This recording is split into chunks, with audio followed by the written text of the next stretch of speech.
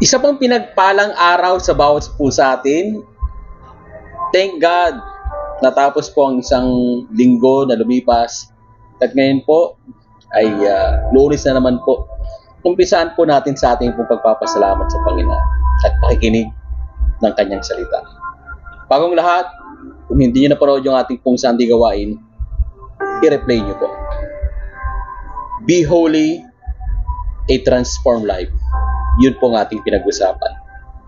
Tayo pong lahat ay manalangin. Hallelujah. Maraming salamat po.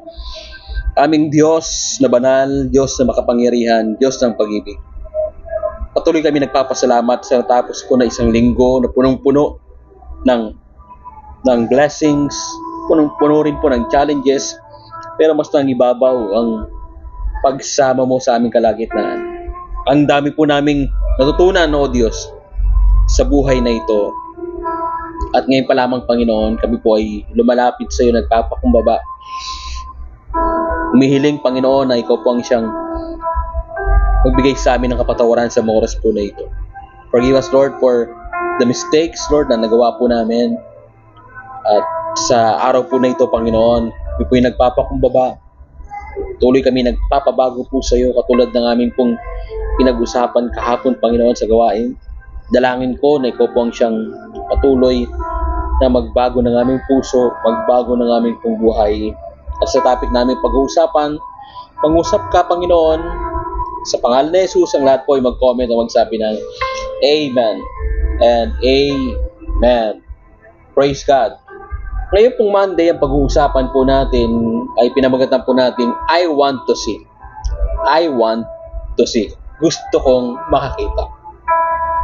In Mark chapter 10 verse 51 to 52, sabi po sa talata, ano ang gusto mong gawin ko para sa iyo? Tanong sa kanya ni Jesus. Sumagot ang bulag, Guro, gusto ko pong makakitang muli. Sinabi ni Jesus, kung gayon, magaling ka na dahil sa iyong pananampalataya. Noon di nakakita siyang muli at sumunod kay Jesus. May tanong po ako sa inyo. Do you know any blind people? Marahil kaibigan mo, kamag-anak, or naging co-office mate mo, pero po ba kayong kilala? Naisip mo ba how hard it is for them to navigate through life? Kahapon lamang po, pinag-usapan po namin po ito ni Jezreel, isang young people sa church, na anong pinakamahirap na sakit at karamdaman. At wala kaming ibang pinag-usapan kundi yung pagiging bulag. Napakahirap. And daily tasks like showering, eating, and even walking take more effort for them to do. Most probably, because of their disability, they depend on others and always ask for help. At makaka-relate po si Bartimaeus, a blind beggar in Jericho. He was seated on the roadside begging when he heard that Jesus was there. Stories of his miraculous healings must have reached, and Bartimaeus, because he cried out, Jesus, have mercy on me. Many sushad him. Pinapahinto po yung lalaking ito. But he was undeterred. Sumigaw pa siya ng mas malakas, Son of David, have mercy on me. Wika ng bulag. And Jesus' ears and heart heard this poor man's cry. What do you want me to do for you? Jesus said. And the blind man said, Rabbi or Guro, I want to see. Sabihin nga po natin, I want to see. Gusto kong makakita. In Mark chapter 10 verse 51b, And at that moment, the life of Bartimaeus was changed. When Jesus said to him, "Your faith has healed you," he immediately received his sight. Instantly, pinagaling ang isang bulag, muling nakakita dahil sa pananampalataya at dahil sa kapangyarihan ng ating pong Panginoon. Amen? Imagine the joy he must have felt nung dating ikaw ay bulag at nakita mo at nasilayan mo ang ganda ng mundo. Especially, nakita niya physically si Jesus. Hello?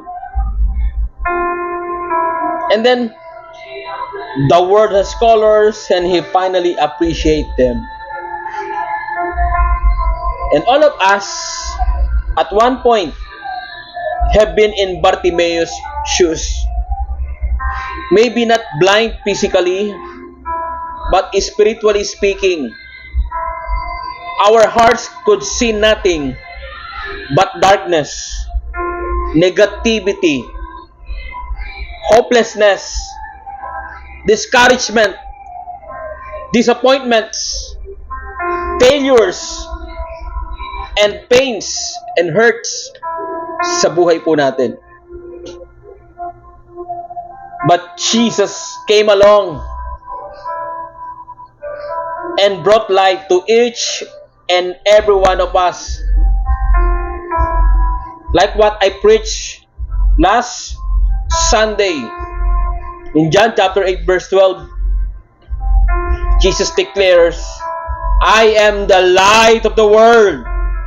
Whoever follows me will not work in darkness, but will have the light of life." Amen?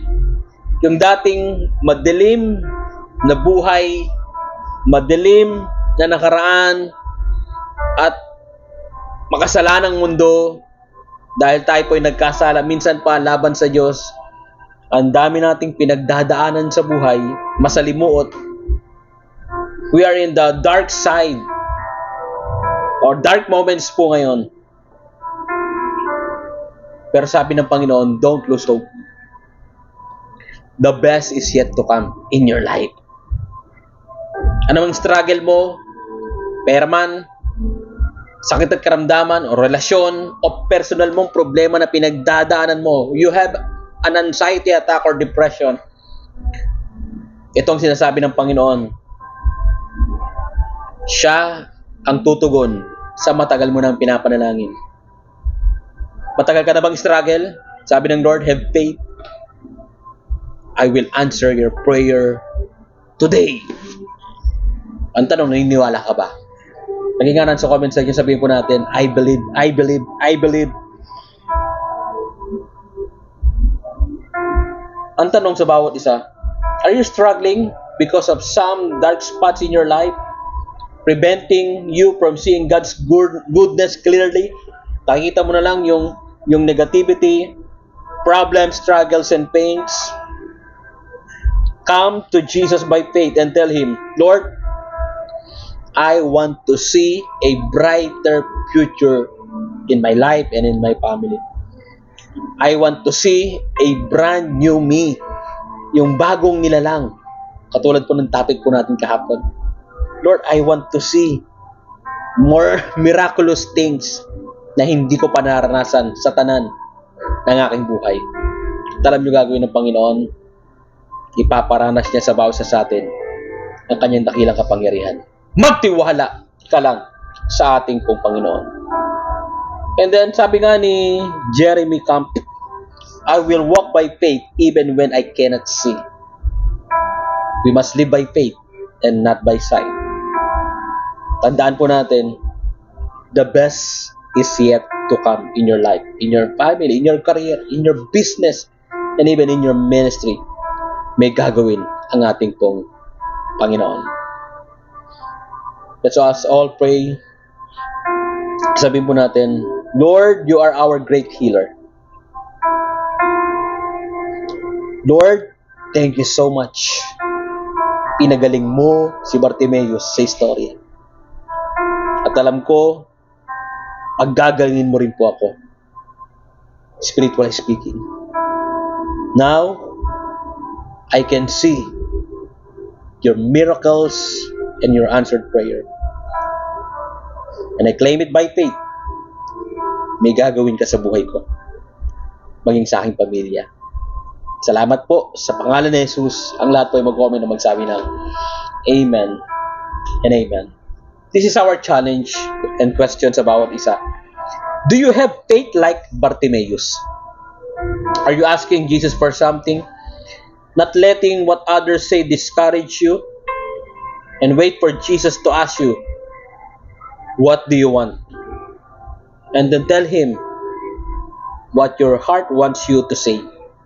Kung meron kang matagal lang gustong ipanalangin sa Panginoon na until now parang wala pa rin katugunan, let's cry out to the Lord and let's say, Jesus, have mercy on me. Lord, mahabag ka at maawa ka, Panginoon. Patuloy kang tumugon sa matagal ko nang sinasamo sa iyo at pinapanalangin. In Jesus' name, Amen. Alam niyo po, ang inyong pong lingkod walang ibang hiling kundi tugunin ng Panginoon ang ating pong mga dasal. At ito yung pagkakataon. Kapatid, kung ikaw man ay follower ni Jesus, ikaw ay leader ng church, ikaw ay pastor at manggagawa ng Panginoon, patuloy na katagpuin ka ng Diyos. Lord, maraming salamat. Ang aking pong panalangin. Ang bawat sa po sa amin ay may mga bit-bit at dinadala mga problema. At minsan nabubulag po kami ng kasinungalingan ng kaaway. At nawawalan kami minsan ng pag-asa. At nagkakaroon kami ng negative thinking. At Lord, hindi na namin po makita yung magandang plano mo sa aming mga buhay, maging sa aming pamilya, and even in this nation. But today, Lord, naliwanagan po kami. Nakita po namin, Lord, yung magandang plano mo. Yung pagmamahal mo, yung biyaya mo, yung grasya mo sa bawat sa puso amin. And today, Lord, I pray na patuloy na tumugon ka. Kung meron man po sa amin humihiling ng kagalingan sa pinakamalala nilang sakit, I pray for your healing touch right now. As I declare and I decree, by the stripe of Jesus, today you will be healed by faith. In Jesus' name. Receive your healing today in Jesus' name. Lord, maraming salamat po. I pray na patuloy kang mag-bless sa bawat isa, financially speaking, sa lahat ng baon sa utang, sa lahat ng kinakapos. I pray for your provisions, Lord God. Aapaw ng masaganang pagpapala financially sa buhay mo, sa pamilya mo, sa pangalan ng Panginoong Jesus. Lord, I pray for more customers sa bawat business. I pray, Lord God, for promotion sa lahat ng nagtatrabaho. I pray for the joy and for the peace of their heart sa lahat ng working, Lord God, sa lahat ng nagtatrabaho, Lord.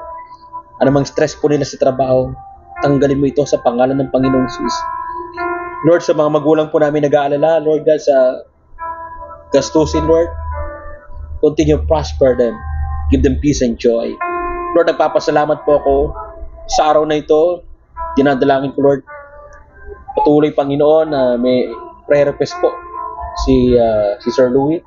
Ang aming pong panalangin, Panginoon, ay ikaw po, Panginoon, ang siyang manguna, Lord, sa kanyang hipag, Panginoon, na meron pong sakit at karamdaman. Si Michelle report po, inatake po siya ng anxiety attack at mataas na BP, Panginoon. We pray for healing sa kanyang pangangatawan. At maraming salamat po, Lord. Ikaw po yung great healer po namin. Ikaw po magpapagaling po sa kanyang karamdaman. Lord, maraming salamat din po, Panginoon. We pray sa lahat po ng aming gagawin today, Lord. Sa lahat na nakikinig po ngayon, kung ano man ang prayer request mo, patuloy na ang Diyos ang tumugon sa lahat ng ito. Lord, I pray by faith, Lord, ano man nilapit po namin sa iyo, patuloy kang sumagot sa panalangin po namin. Muli, maraming salamat po. As I declare today that the Lord bless you and keep you, and the Lord make His face shine upon you, and be gracious to you, and the Lord turn His face toward you, and give you peace. In the name of the Father, and of the Son, and of the Holy Spirit, and everybody shout, Amen and Amen. Let's declare Jesus reigns 7 times. 1, 2, 3, go. Jesus reigns. Jesus reigns. Jesus reigns. Jesus reigns, Jesus reigns, Jesus reigns, and Jesus reigns. Muli maraming salamat po sa inyo. This is Pastor Kiko. I-replay po natin ang bawat gawain. Everyday, meron po tayong devotion, midweek fellowship, Sunday service, at mga short videos na ilalabas po natin, mga wisdom na galing po sa Panginoon. At please like and follow the page po natin, Love of Jesus Valenzuela. At follow nyo na rin po ang aking pong personal account, Enrico Silverio Dea. At kung meron po kayong nais na ipanalangin, need nyo ng counseling, need nyo ng kausap, patuloy nyo lamang pong i-message ang inyo pong lingkod. Muli maraming salamat po. At pagpalain tayo ng Panginoon, and see you tomorrow. Ingat po kayong lahat.